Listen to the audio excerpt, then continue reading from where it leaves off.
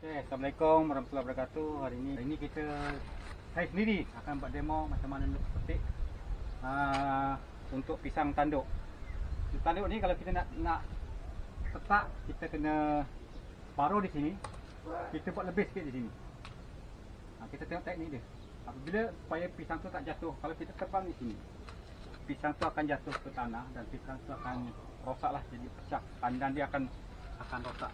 Kita ambil paruh di sini, kita ambil atas sikit. Dia akan tergantung. Pisang tu akan tergantung. Jadi pisang tu tak pecah lah. Tak ada gantung je, kita tetap ambil. Kita ambil buahnya. Tengok. Wow, besarnya. Dah terlebih tua dah. Ni nampak? Sampai dia retak. Tapi ni pun boleh buat keripik lagi, dia tak ada masalah.